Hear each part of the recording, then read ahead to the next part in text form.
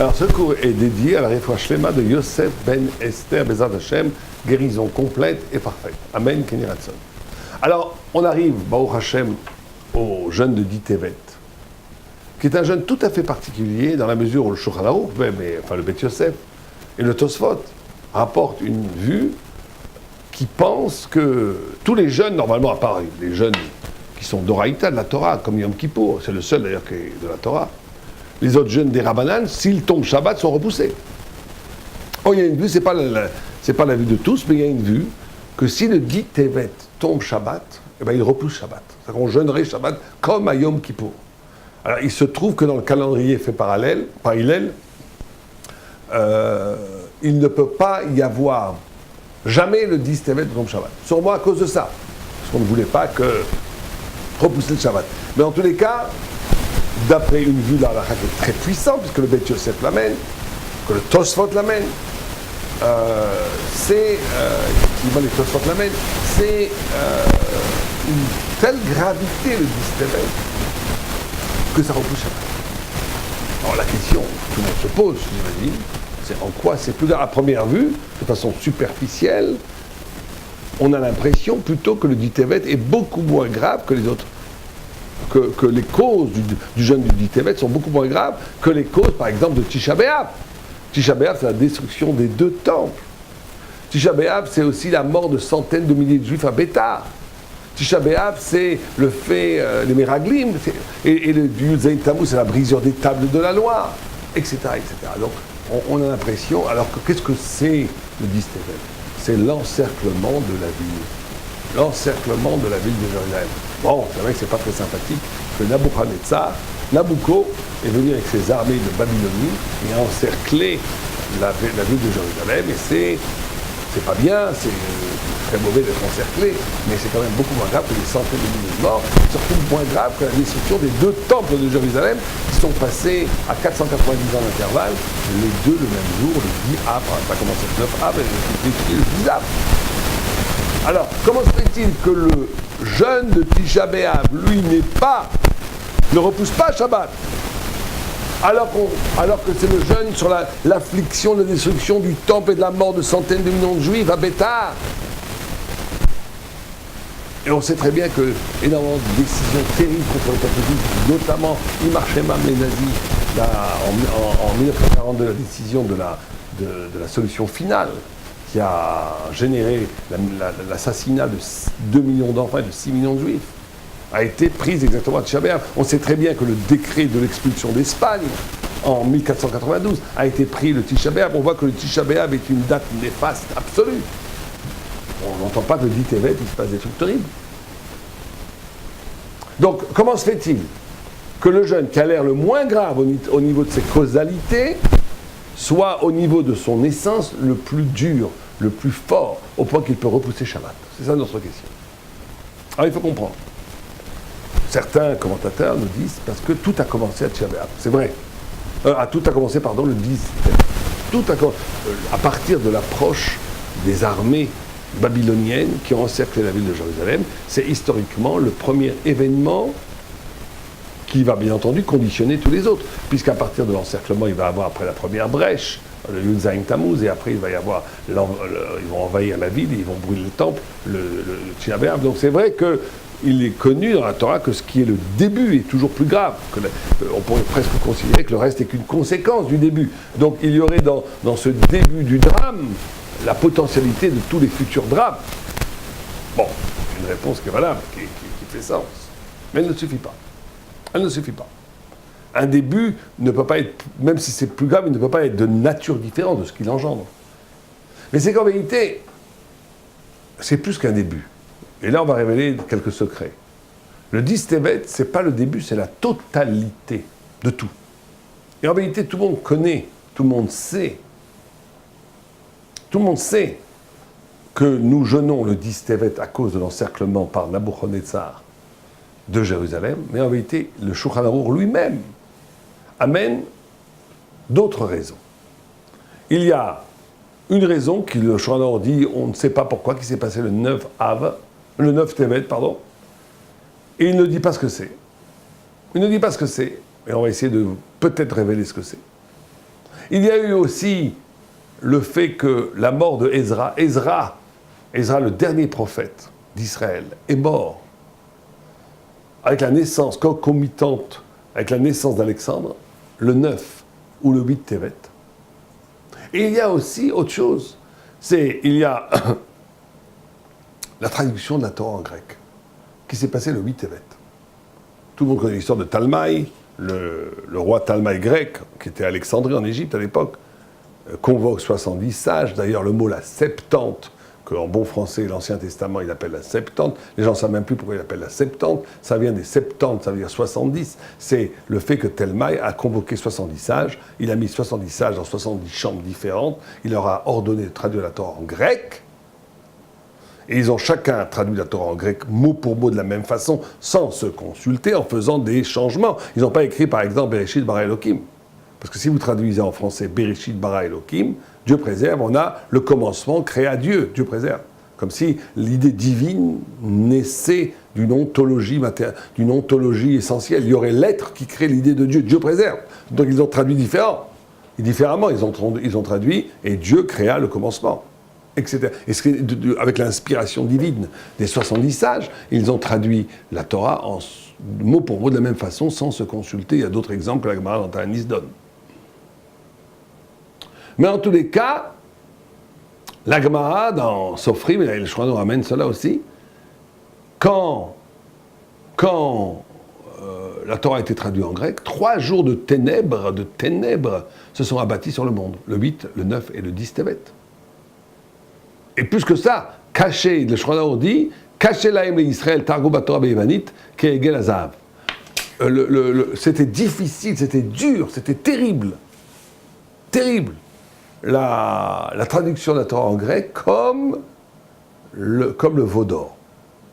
Quand on sait que toutes les fautes et tous les exils et toutes les catastrophes qui se passeront pendant des milliers d'années pour le peuple juif a toujours une part qui est due à la faute du veau d'or.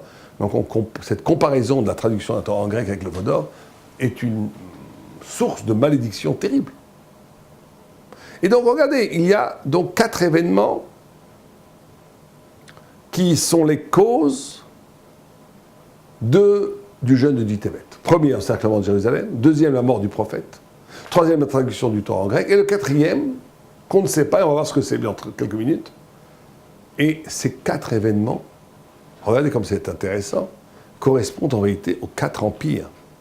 Puisque Babylone, qui encercle Jérusalem, vous savez que depuis l'origine même de la création, et signifiait toute l'histoire de l'univers en un seul pasouk.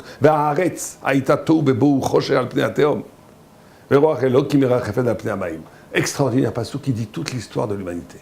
Haaretz, la terre, c'est l'Égypte, le matriciel de toutes les civilisations. Haïtatou était stupéfaction, dit Rashi. Estonish, c'est Bavel. Tou, confusion corporelle, la Perse. Rocher, le ténèbre, c'est la Grèce. Théom, l'abîme dont on ne voit pas le fond, c'est Rome jusqu'à aujourd'hui. Roi Elohim, l'esprit de Dieu, plane sur les eaux, c'est l'esprit du messianisme, du Messie, qui plane sur les larmes d'Israël. Regardez toute l'histoire de l'humanité là, c'est incroyable. En 7-8 mots, tout est dit, tout est prévu. Or, Tou, stupéfaction, c'est Babel. Bou, confusion, c'est la Perse. Rocher, c'est la Grèce. Théom, c'est Rome. Or, ces 4 raisons pour le jeûne de 10 Tevet correspondent aux 4 empires. Encerclement par Nabuchodonosor, Nabucco, c'est le grand roi babylonien. La mort du dernier prophète, Ezra, c'est au temps des Perses. C'est exactement au temps des Perses. Puisque Ezra a eu par Darius, l'empereur perse, la permission de reconstruire le temple. Il a construit le temple, il est mort. Pendant l'empire perse. Traduction de la Torah en Grèce, c'est la Grèce, bien entendu, puisque c'est à l'époque Grèce. Et le 4e, l'événement qu'on ne peut pas dire, je vais vous le dire, bien que ça c'est éminemment secret, c'est la naissance de Jésus. Qui a eu lieu, qui a eu lieu en vérité le 9 Tevet. Comme les orthodoxes grecs et russes le savent, ils ne font pas le premier, ils ne commémorent pas la naissance de Otto Haïch le 24 décembre, mais en vérité par rapport calendrier lunaire qui tombe le 9 Tévet. Et donc lui, bien entendu, le christianisme, la naissance du christianisme, correspond au dernier empire. À Rome. Rome, le christianisme étant l'esprit spirituel et intellectuel qui va innerver tout l'empire romain, jusqu'à aujourd'hui. Voilà. Alors oui, quel est le point commun entre ces quatre choses? Quel est le point commun entre ces quatre choses? Moi, je vais vous dire, le point commun entre ces quatre choses, c'est le concept de réduction. Ça de prendre quelque chose d'immense, d'infini, et de le réduire. C'est ça. Jérusalem, c'est la ville de Dieu. Jérusalem, c'est la ville de Dieu. Il est inconcevable que la ville de Dieu soit encerclée par des armées d'incirconcis. Inconcevable.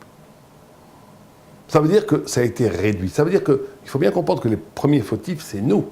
Ce n'est pas les Babyloniens. À nos propres yeux, nous avons profané, vulgarisé notre propre élection. Nous avons oublié que nous avons été choisis par Dieu comme des êtres célestes pour témoigner de l'absolue vérité divine sur terre. Et celui qui témoigne de l'absolue vérité divine sur terre, il est intouchable. Il y avait un rabbi marocain dont malheureusement j'ai oublié le nom, je ne pense pas que c'était le Or HaChaim, qui était dans le désert. Il n'a pas voulu marcher Shabbat, il n'a pas voulu continuer à veiller Shabbat. Les goïms dans la caravane, on ne va pas rester ici 25 heures. Et ben ils l'ont descendu, il est resté salé avec sa gourde d'eau dans le désert. Un lion est venu, et ben le lion, non seulement il n'a pas mangé, mais il a chevauché le lion, il est rentré dans la ville avec le lion. Et tout le monde avait peur, a vu le rabbi sur un lion. Regardez, c'est une image prophétique. Pourquoi? C'est pas de la magie noire.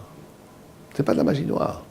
C'est qu'un homme qui est parfaitement, authentiquement assimilé à la Torah, quelqu'un dont les intentions du cœur ne sont que les Shem Shamaim, dont le corps est pur, qui consomme que à les Shem Shamaim, dont les pensées sont pures, dont les paroles ne sont que de la source de Torah, inspirée de la parole divine. Cette personne est un joyau.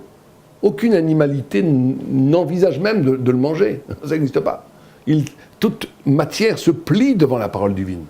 Or, quand un homme incarne la parole divine, toute la matière se plie autour de lui. C'est ça le sod des miracles que font les tzadikim. C'est pas du tout la magie.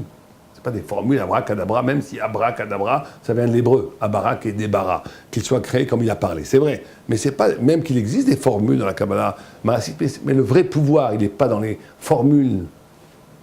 Il n'est pas dans les processus, il est dans la kedusha, dans la sainteté inhérente à l'homme, qui le rend inexpugnable, invincible, au-delà de la matière. Or, Am Israël est le peuple qui a été imaginé, choisi par Dieu dans le désert. Mais dès que le peuple juif commence à dire oui, bon, c'est vrai que la Torah c'est bien, mais il y a aussi la culture grecque, la culture perse, il y a aussi d'autres choses, il y a la télévision, il y a Internet, il y a le match de foot, il y a Paris Saint-Germain, il y a d'autres choses dans la vie, il y a d'autres choses, il y a la Coupe de France, la Coupe du Monde, on s'associe, on se profane, on se désacralise, et bien c'est fini, hein. À notre propre yeux, on est devenu limité, et bien on devient objectivement limité. Et d'avoir encerclé Jérusalem, c'est un chilou Hashem en kamo. Qui pourrait envisager encercler la ville de Dieu? Il devrait être brûlé. Il faut bien comprendre. Babylone, c'est la réduction. C'est la réduction de quelque chose qui n'a pas été suffisamment analysé, qui est fondamental. La réduction d'un monde qui parle à un monde qui ne parle plus. Au temps des prophètes, le monde parlait. Le monde parlait. On ne voit pas dans la Bible un seul homme qui ne croit pas en Dieu. Ça n'existe pas. Ça n'existe pas. Et tout le monde croit en Dieu. Simplement, ils veulent d'autres dieux. Ils croient en Dieu mal. Ils croient en Dieu, ils incarnent Dieu dans la matière. Mais c'est pas qu'ils croient pas en Dieu. L'idolâtre, c'est pas de s'agenouiller devant un sapin. Même les gens, quand vous leur dites, mais vous n'avez pas le droit, ils vont dans les églises, ils s'agenouillent devant des maris ou des croix avec des statues. C'est interdit, même pour un goy. Quand vous leur dites ça, vous n'avez pas le droit de faire d'idolâtrie, ils se vexent, mais c'est pas de l'idolâtrie. Mais pourquoi? Tu t'agenouilles devant une idole. Non, mais cette idole représente Dieu. Ben, c'était pareil. Tous les idolâtres, ils voyaient l'infinie divinité, certains dans le sapin, certains dans la rivière, certains dans les montagnes. Mais tout le monde croyait en Dieu. Tout le monde savait, parce que le monde parlait. À partir de Babylone, il y a une réduction. Le monde ne parle plus. Le monde ne parle plus, chacun interprète le monde à sa façon.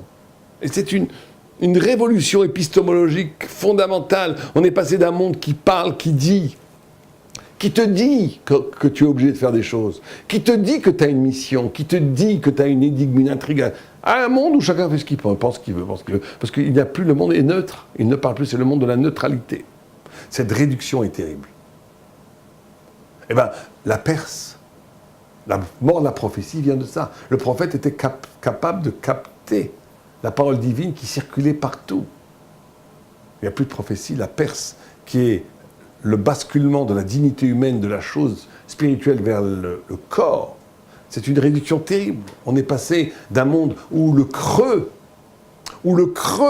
c'est l'envie de Dieu, où le creux, c'est l'envie de kiffer. Vous comprenez ce que c'est la Perse?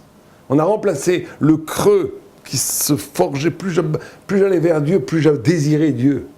Plus j'allais vers l'intelligence, plus cette intelligence, je la comprenais encore moins et je la désirais encore plus. Plus je m'approchais de l'infinie lumière, plus le creux en moi se grandissait parce que ce désir de vérité était infini.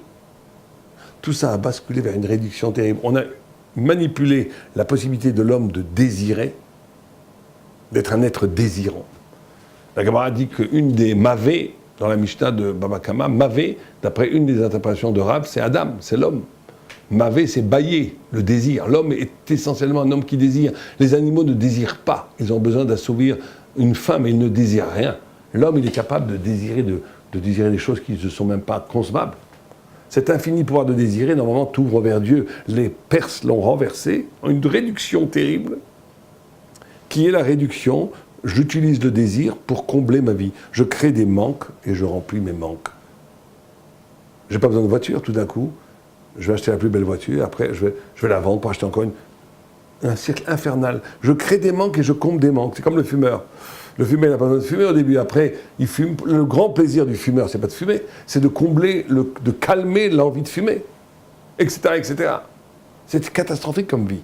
C'est une vie où la vie tourne en rond, où le désir n'est plus ouvert vers l'infini, il est ouvert vers une reconduction permanente d'une satisfaction. Toute la culture publicitaire, toute la culture de la drague, de faire des petites expériences et après on passe à autre chose. Toute cette nullité, j'ose dire le mot, cette petitesse, cette mesquinerie existentielle, c'est une réduction de comment est-ce qu'on vivait le désir à un niveau infiniment plus bas. Il y a plus c'est plus le désir de Dieu, le désir de vérité, le désir de l'infini. C'est un désir qui se transfigure, ou plutôt qui se réduit, qui se ramasse à quelque chose de tout à fait platitude, une platitude incroyable, où je passe mon temps à susciter des désirs pour les assouvir, et je passe à autre chose, sans aucun sens. Réduction verticale, réduction fondamentale de la Perse. Donc si Babylone a fait taire le monde qui parle, si Babylone a fait taire le monde qui parle, pour passer à un monde où chacun pense comme il veut, et il devient lui-même le centre de sa propre gloire, c'est Nabuchodonosor qui se prenait pour un dieu, c'est toute la civilisation babylonienne qui remplace l'absolu de l'homme vers Dieu, c'est les droits de l'homme. C'est l'homme qui est le centre, la religion, le Dieu peut-être, mais avant tout le droit de l'homme, hein. Ça, c'est la France. Oui, je veux bien croire à une spiritualité du moment que ça me donne du New Age, ça me donne un confort dans ma vie, hein. Ben une religion qui m'en impose, surtout pas, hein. C'est moi le patron. Ça, c'est Babylone. Mais ce qui a l'air sympathique, c'est une atrocité, c'est une chute incroyable. On passe d'un monde qui parle, qui te dit les lignes de fuite infinie, de vérité, qui t'oblige et qui te rendent intelligent de ne pas croire que c'est toi qui sais, tu ne sais rien, t'apprends. Un monde où chacun a sa petite opinion qui est autant valable que la tienne. Hein. Bon, l'horreur. Ça, c'est la Perse, la Babel. La Perse, elle fait la même chose au niveau du corps. Elle transforme le désir d'infini en désir de kiffer à des petits trucs absolument insignifiants. Eh bien, la Grèce fait la même chose avec la traduction de la Torah. La Torah, on ne peut pas la traduire. 3 jours de ténèbres. Chez Loyechola, Torah, le Kaldetargema, Kol Sorka, dit le texte. On ne peut pas traduire la Torah. La Torah, chaque lettre, c'est une couche infinie de vérité. Et ce qui est incroyable, c'est que les Grecs, ils peuvent traduire. Ils peuvent, oui, donner un Chal Shem. Ils peuvent dire que ça s'appelle traduction. Ça, ils captent le judaïsme, la Torah, et la transforment en culture. Prédiction incroyable. De transformer la spiritualité en culture. Et le dernier, c'est peut-être la pire. Le christianisme, c'est quoi? Comme disait Nietzsche, Le plus grand crime qui ait jamais été fait contre l'humanité, c'est d'avoir mis l'Ancien Testament avec le Nouveau Testament, d'avoir mis l'immensité avec la petitesse. C'est pas moi qui l'ai dit, c'est un goy qui l'a dit, il s'appelait Friedrich Nietzsche. Mais il a raison. Il n'y a pas de plus grande. Ce qui se passe avec Rome, et c'est pour ça que Rome dure jusqu'à aujourd'hui.